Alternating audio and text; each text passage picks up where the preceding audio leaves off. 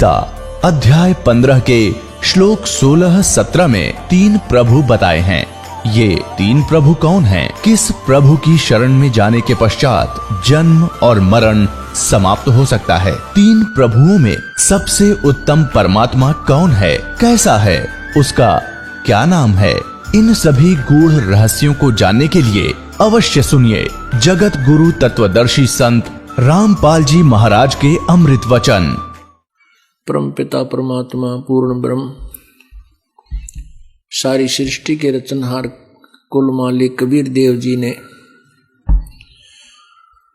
हम काल जाल में फंसे हुए अज्ञानी प्राणियों को अपने निज घर की जानकारी बताई, परंतु अज्ञान के आधार से हम इतने रंगे जा चुके होते हैं, हम अपने भगवान को पहचानने में असमर्थ हो रहते हैं। उसके लिए वो परमेश्वर एक विशेष रजा बख्शते हैं। वो परमात्मा कुछ ऐसी पुण्यात्माओं को चुनते हैं जो परमात्मा के लिए पूरी समर्पित होती है, लेकिन उनको दिशा ठीक नहीं होती।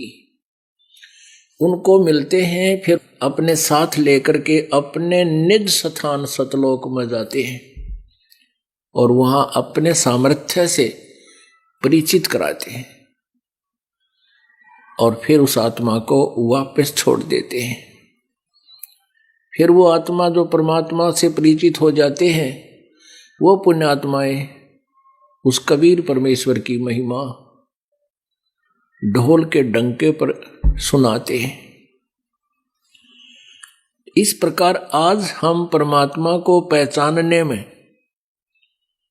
सफल हो गए कि हमने सदग्रंथों को आंखों देखा, सदग्रंथों को बाद में पहचाना। पहले परमात्मा के मौखिक ज्ञान से हमें वो ज्ञान हुआ, उस पर विश्वास हुआ। इस दास को पुण्यात्मा, ये दास पहले हनुमान पुजारी था। श्री कृष्ण, श्री राम और विष्णु, श्री विष्णु जी, श्री शंकर भगवान, माता जी, श्याम जी, बाबा श्याम जी आदि सभी का पुजारी था। क्योंकि पवित्र हिंदू धर्म में जन्म होने के कारण हमने इतना ही ज्ञान सुन रखा था। अब जिस समय ये ज्ञान सुना, एक बार तो अच्छा सा नहीं लगा,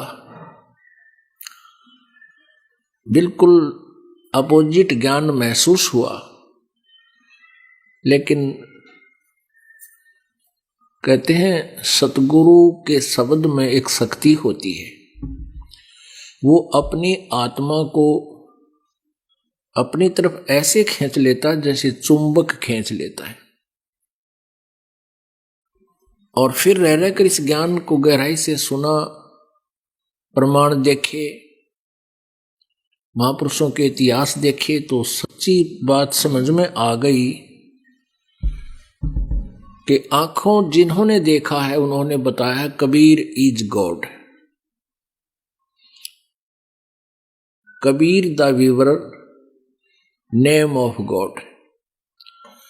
कबीर जुलाहा जो है, ये ही वो परमात्मा है, इसी का यही वास्तविक नाम है उस परमेश्वर का, कबीर। फिर इन महापुरुषों के चरित्र पढ़े, लीला देखी, आदरणीय गरीबदास साहिब जी की, आदरणीय दादू साहिब जी की।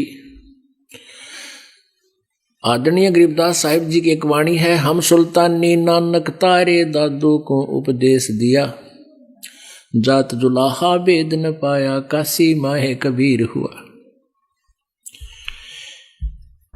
तो गरीबदास जी की इस वाणी से हमें यह लगा कि दादू जी को भी कबीर परमात्मा मिले, नानक साहिब जी को परमात्मा कबीर जी मिले। अब सुल्तान अधम एक मुसलमान राजा को भी भगवान कबीर जी मिले।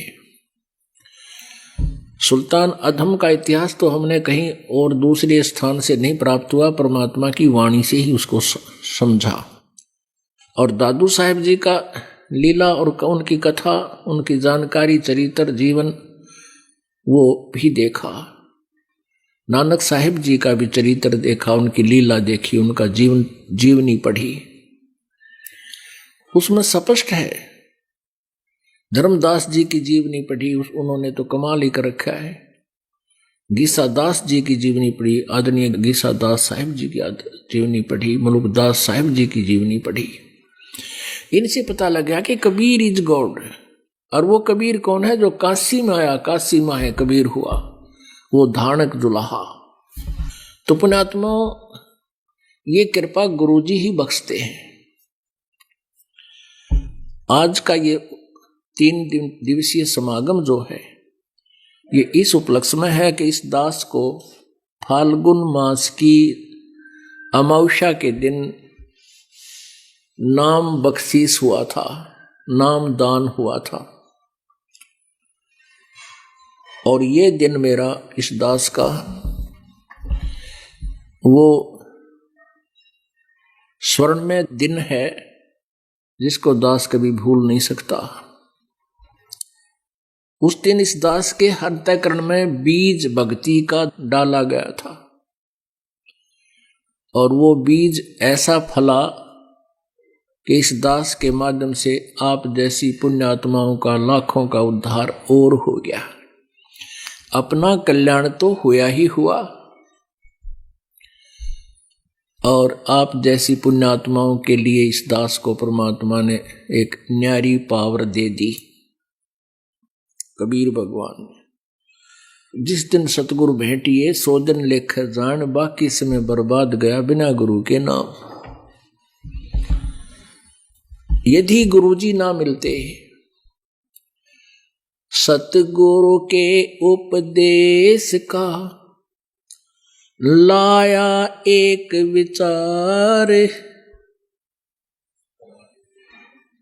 जय सतगुरु मिलते नहीं हम जाते नरक द्वार। नरक द्वार में दूत सब करते खेचा ताने, उनसे कभू नहीं छूटते फिर फिरते चारों खान। कबीर 4 खानी में भरमते कभू न लगते पार, सो फेरा सब मिट गया मारे सतगुरु के उपकार। 7 समुद्र की मसी करूं, लेखनी करूं बन राय, धरती का कागज करूं गुरु गुण लिख्यो न जाए।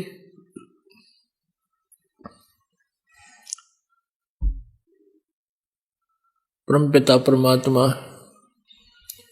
अपने ऊपर सभी लीलाएं अपने ही ऊपर ढालकर हमें समझाना चाहते हैं। आप ही उदाहरण बनते हैं।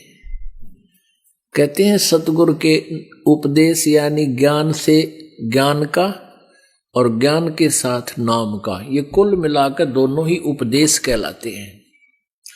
उपदेश का अर्थ वैसे तो होता है ज्ञान, यथार्थ ज्ञान, जानकारी देना,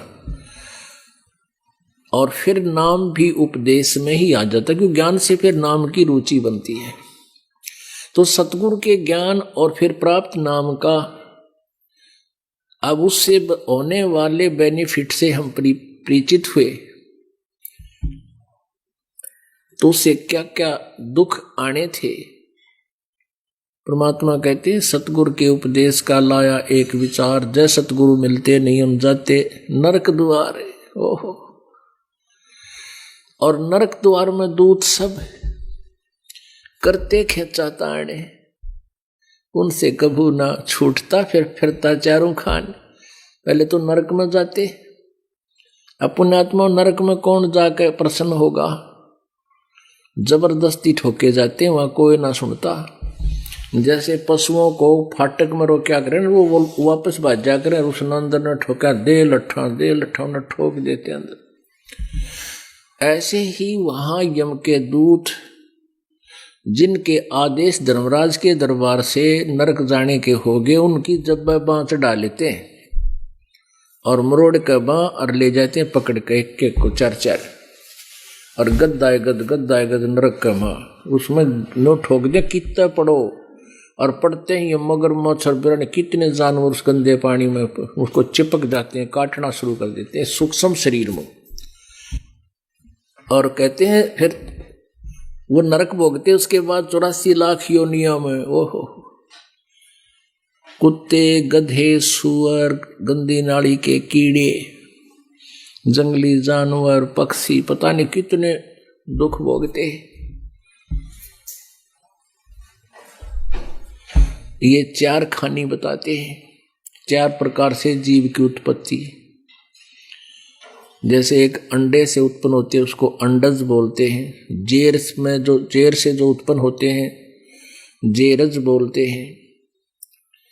ऐसे 4 प्रकार की जो अपने आप जैसे सुरसी डोरे होते हैं, सवतज होते हैं, अपने आप उत्पन्न हो जाते हैं। इस प्रकार ये 4 प्रकार से उत्पत्ति जो प्राणी की हो रही है, कहते हैं इन सब में धक्के खाने पड़ते हैं। और 100 फेरा सब मिट गया हमारे सतगुरु के उपकार। ये सभी दुख टाल दिए, बाईपास निकाल दिए परमात्मा ने, गुरुदेव ने। फिर क्या बताते हैं, ऐसे गुरुदेव की 7 समुद्र की मसी करूं, मसी माने इंक स्याही, लेखनी करूं बन राय, धरती का कागज करूं, गुरु गुण लिख्यो न जाए। ओए होए, पुण्यात्माओं कहते हैं सारे 7 समुद्रों की तरह इंक बना लूं और पूरे वन, जितने भी वन जंगल हैं, अब तो बहुत कम हो गए, जब मालिक ने बाणी बोली जब तो जंगल बहुत घने थे। और कहते हैं सब की कलम बना लूं, एक पेड़ की कलम कितनी बन जाएगी, छोटी छोटी पतली पतली टहनियां की काट काट के। कहते हैं 7 समुद्र की इंक खत्म हो जा और सब लेखनी घिस जावे और धरती जितना कागज हो वो भी समाप्त हो जावे, पर गुरु जी की महिमा फिर भी शेष रह जाती है। अब पुण्यात्माओं, एक कुत्ते के जीवन में कितना कष्ट प्राणी को होता है, लिखने लगो। माँ के पेट में गर्भ में दुख, बाहर आते ही गर्मी में सर्दी में कितना जन्म हो जा, पड़ा रहे गर्मी में ठुठुरता रहे, भूखा प्यासा, कितना लठ मारा है, कोई टांग तोड़ दे, कितना कीड़े पड़ जाए, कोई बीमार हो गया, कोई संभालने वाला नहीं। पुण्यात्माओं, आज हमारे को समय पर तो रोटी मिल रही है और बढ़िया टेरीकोट के कपड़े पहने हैं और 2 रोटी का साधन बढ़िया, हमारे नो जचती को ना, यकीन ना होता कि हम कुत्ते सुअर भी बन जाएंगे। इब मारे ना जचन से क्या हो, तो विधान है प्रभु का, उसको कोई चेंज नहीं कर सकता। उसको उससे बचाव किया जा सकता है परमात्मा ही की विधान अनुसार। तो कहते हैं ऐसे सतगुरु के ओहो परमात्मा बताते हैं, गुरु मानुष कर जानते ते नर कहिए अंधे, ओवे दुखी संसार में आगे यम के फंदे। गुरु को मानुष कर जानते तो ते नर कहिए अंधे, और फिर होवे दुखी संसार में, फिर काल के फंद। पुण्यात्माओं, हमने गुरु जी को परमात्मा मानना पड़ेगा। परमात्मा मानने से हमारी यह प्रॉब्लम सोल्व होएगी, नहीं तो नहीं हो सकती।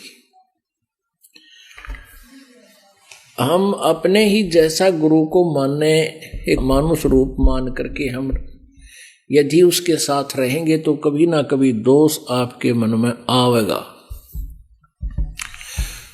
और यदि आप गुरु जी को परमात्मा मानकर चलोगे, वैसे तो पुण्यात्मा और दास को अपनी औकात का पता है, लेकिन आपके लिए ये कंपलसरी है।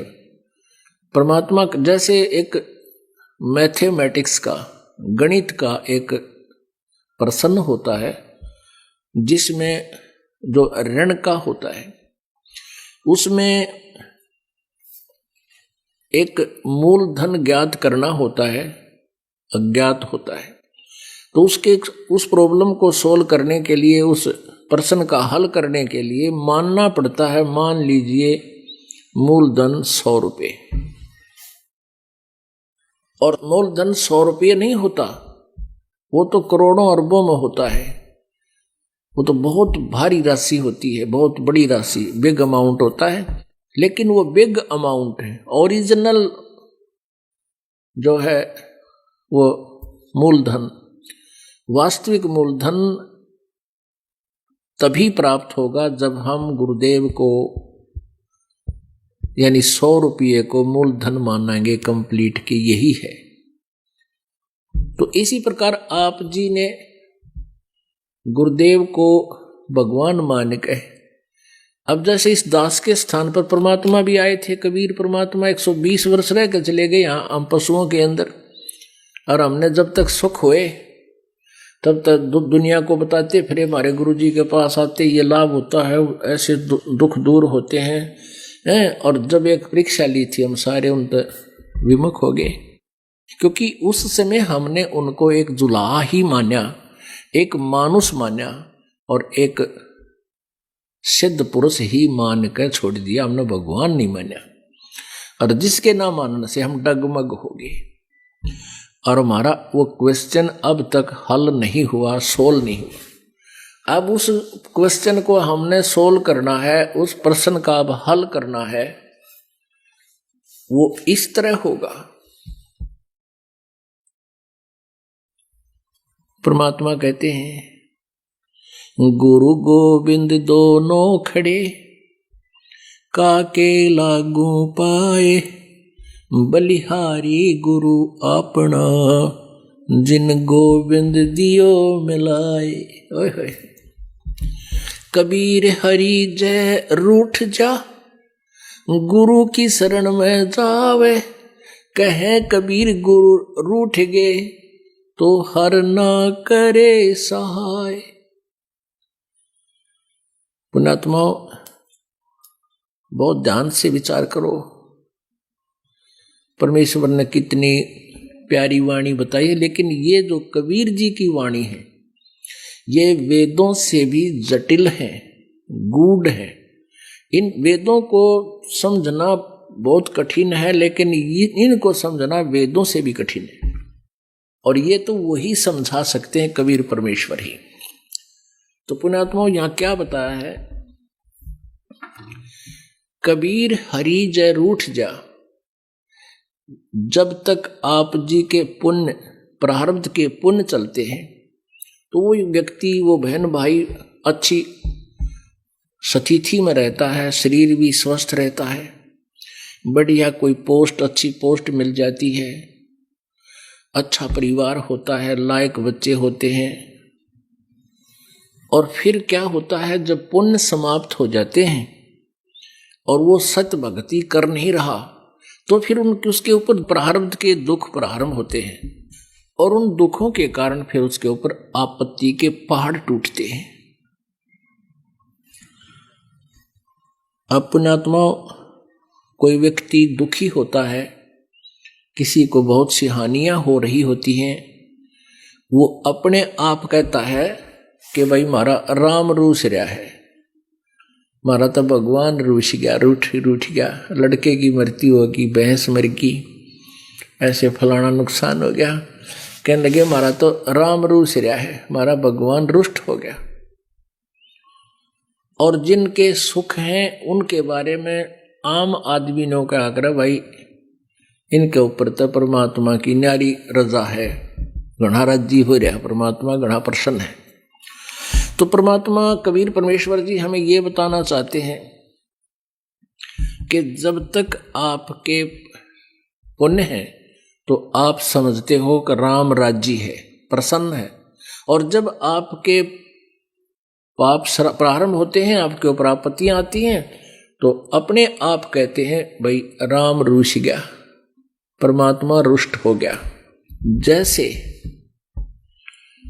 आप जी ने एक हैंडपंप से और गढ़ा भर रखा पानी का, मटका, जग, और वो जल आप प्रयोग कर रहे हो, कहीं दूर जंगल में, खेतों में, या कहीं मजदूरी कर रहे हो, या घर पे दुकान पे जल रखा है, तो जब तक वो घड़े में जल है आप निश्चिंत हैं, गिलास लिया और गट गट पिया और अपने लगे काम।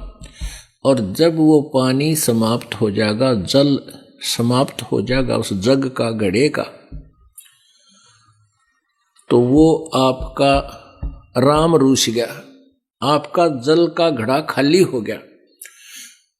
अब जैसे खेतों में काम कर रहे हो और एक मटका पानी का भर लेगी घड़ा, तो खत्म हो गया, तो प्यास लगी जोर की, कहाँ गए? हैंडपंप के पास गए, वो मटका फेर भर लिया और फिर निश्चिंत हुए। अब ये समझिए कि नलका तो है गुरुजी और जल है भगवान। अब जैसे एक मटके में जल रखा है और एक तरफ हैंडपंप खड़ा है, इन दोनों में से आप किसको स्वीकार करोगे? आपने कोई नहीं कहा भाई मटका चाहिए कि घड़ा, या अपने हैंडपंप चाहिए। आप बुद्धिमान हो, गणे डिफाइन करने की जरूरत कोई नहीं। अंडरस्टूड है भाई, हम तो नलका दे दो, इसमें तो 1000 घड़े भर ले जाए, और मटका तो शाम तक भी ना काम चलावे 4 आदमी का गर्मियों के दिन में। अपने आप महसूस करोगे कि हमने तो हैंडपंप चाहिए। और यदि हैंडपंप खराब कर लिया आपने, उसका मिसयूज करके केयर टेक ना करी उसकी, तो फिर जल कहां से मिलेगा? राम मदद नहीं करेगा। अब परमात्मा कहते हैं गुरु गोविंद दोनों खड़े, अब किसके लागू पाए?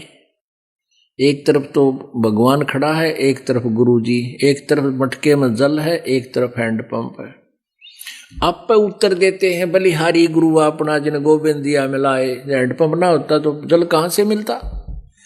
कबीर हरि जय रूठ जा, यानी जल खत्म हो गया मटके का। गुरु की शरण में जावे, हैंडपंप के पास पहुंच जा।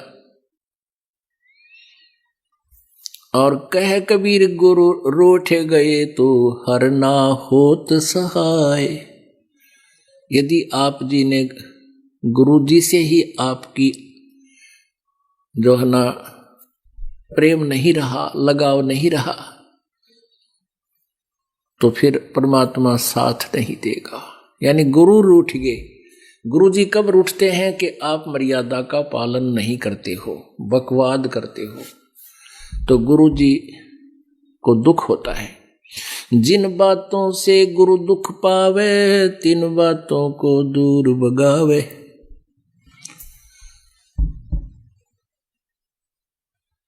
तो इस प्रकार कबीर जी कहते हैं गुरु के दिल से उतरे वो शब्द बेहू ना होवे, जाको काल घसीट ही राख सके ना कोई।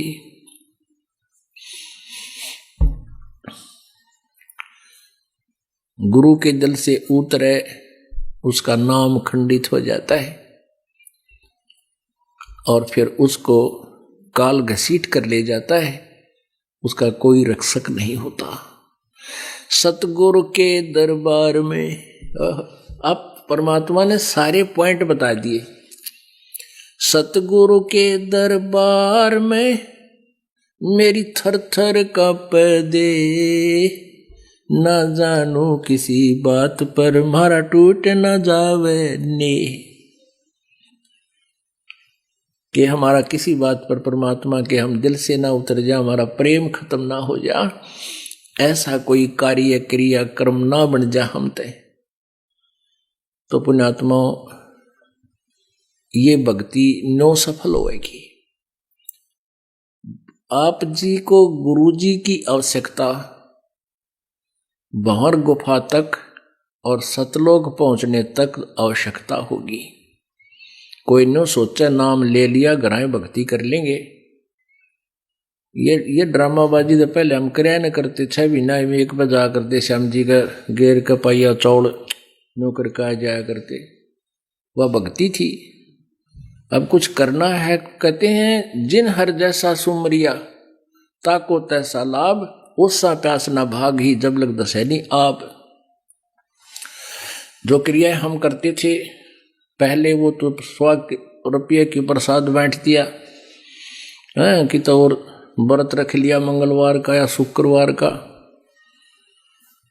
और कहीं और जितनी भी आन उपासना हम करते थे, कुत्तों को टूक डाल दिया, चिड़िया को टूक डाल दिया किता, और छोटा मोटा धर्म पुण्य कर दिया। कहते हैं तो ओस चाट रहे थे, ओस के चाटन ते प्यास नहीं बुझाए। प्यास तो बुझेगी, 2-3 गिलास ही प्यास लग रही हो, 2-3 गिलास गट गट पीवे, और जब प्यास बुझेगी। जिन हर जैसा सुमरिया ताको तैसा लाभ, ओसा प्यास न भाग ही जब लग दसैन आब। अब आप जो है ना गिलास के गिलास पीने लग रहे हो। यहाँ पर परमात्मा की कोई जोत बोलता है हवन के लिए, और कोई पाठ करवाता है, कोई वैसे गुप्त दान करते हैं और सिमरन करते हैं, सेवा करते हैं। बहन बेटियां रोटी बनाती हैं, बर्तन साफ करते हैं, कोई मैट बिछा रहा है, कोई किसी तरह की सेवा कर रहे हैं भगवान के बच्चों की। तो ये अब आप गिलास के गिलास पी रहे हो, और इससे आत्मा की युगों युगों की प्यास समाप्त होगी, तृप्ति होगी। तो आज जो प्रसंग है वो गुरु जी के लिए है। गुरु मानुष कर जानते, ते नर कहिए अंधे, ओए दुखी संसार में आगे काल के फंदे। अब परमात्मा ने गुरुदेव के विषय में कितनी प्यारी वाणी बताई है। आप प्रतिदिन नित्य नियम करते हो, नित्य नियम सुबह वाले, और उसको आप केवल एक गीता वाले पाठ की तरह खींच देते हो, क्योंकि हमने सीडी पर रखी है, वो कैसेट पर रखी है, आप जी उसको सुनते हो, उसी के आधार से आपकी अब कुछ दिनों में आपके वो याद हो जाएंगे।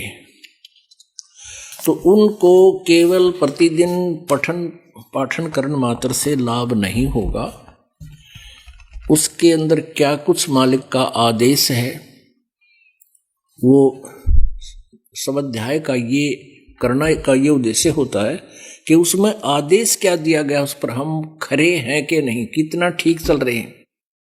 ये प्रतिदिन अपना टेम्परेचर खुद ही थर्मामीटर लाकर देख लेना चाहिए। इसलिए ये थर्मामीटर है। क्या बताते हैं?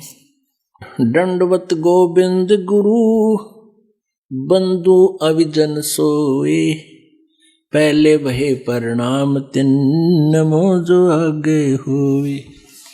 अपने आत्मा कितनी प्यारी वाणी है परमात्मा की, इसको बहुत ध्यान से हमने विचार करना होगा इस पे। गुरु को कीजय दंडवतम, कोटि कोटि प्रणाम, कीट न जाने भृंग को न्यू गुरु कर ले आप समान। गुरु गोविंद कर जानियो, रहिए शब्द समाए, मिले जब दंडवत बंदगी नहीं पल पल ध्यान लगावे। गुरु गोविंद दोनों खड़े किसके लागू पाए, बलिहारी गुरु अपना जिन गोविंद दियो मिलाए। सतगुरु के उपदेश का सुनिया एक विचार, जे सतगुरु मिलते नहीं तो जाते यम द्वार। यम द्वार में दूत सब करते खेचा तान, उन तक कभू ना छूटता फिर फिरता चारों खानी। चार खानी में भरमता